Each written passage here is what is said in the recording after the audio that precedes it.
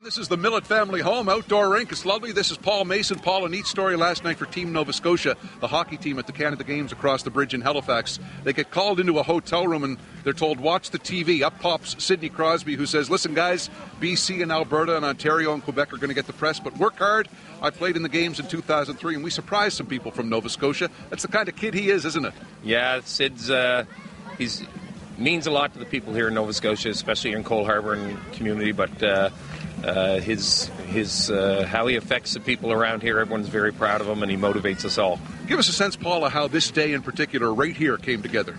I got a call in the fall from Sid's parents. They were saying, can you help find homes for 87 sets of gear, part of the NHL Players Association Goals and Dreams, and Sid, they're teaming up to get kids 87 sets of gear, and so in the school system, I was able to make some connections there. Also, my involvement in minor hockey, so we called around and then used kids sport and found 87 homes. And I guess Troy and Trina helped pack them up yesterday, didn't they? Yeah, they showed up at our school. The students at our school were our grade 9 students, did a lot of the packing, and Troy and Trina showed up and helped out and helped with some of the cleanup at the end. I want to ask you one more thing before we bring Ron back in. You coached Sidney Crosby, didn't you?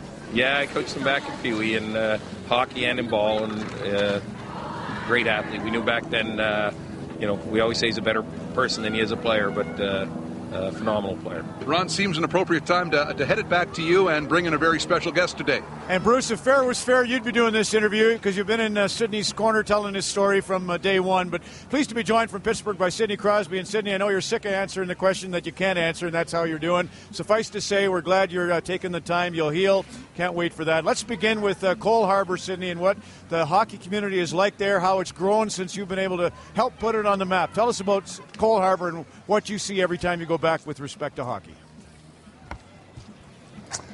Just a great place to play. Obviously, typical Canadian community where everyone supports hockey, and a lot of the kids grow up playing. So happy to see hockey continuing to be big there. But like I said, it's a typical community in Canada. Everyone loves the game. Bringing the equipment there as you've done with the 87 sets. My favorite gifts when I was young, Sidney, were a Northlands hockey stick. I was living here in the Whitehorse, and that was what the pros used. And then I got a DR set of goalie gloves when we lived in Hubbard's, Nova Scotia. Do you have a favorite memory of equipment that Troy and Trina put under your tree? Probably just getting a new stick every year. That was something I always look forward to, and a new hockey stick. At that time was big. You didn't really go through many being young, so was always kind of looking forward to the chance to get a new stick on Christmas, and was always excited about that, probably more than anything. Being here in Whitehorse, it's winter from almost August to May. Cole Harbour, that's not the case. You wouldn't have that beautiful winter setting. So tell us the story of maybe Alan Andrews or Andy O'Brien, or how a kid like you developed your game inch by inch to make it to the NHL out of Cole Harbour. Yeah, I just, like every kid, grew up playing there, played my minor hockey there, and, like I said, everyone loved the game. So in order to be good, you need to have the passion to play and want to practice, and was fortunate enough to have a lot of great coaches growing up and tried to take everything I could from them. And as you said, going down to Andrews in the summers in Prince Edward Island, that was kind of the one hockey school I went to every year, and really helped me out a lot, and going through his program as well. So meeting Andy along the way, as I got older and started to train in the summers, all those things helped. But I think anyone will tell you, to get to the NHL, you need to be surrounded by a lot of great people and have people influence you the right way, and I was lucky enough to have that.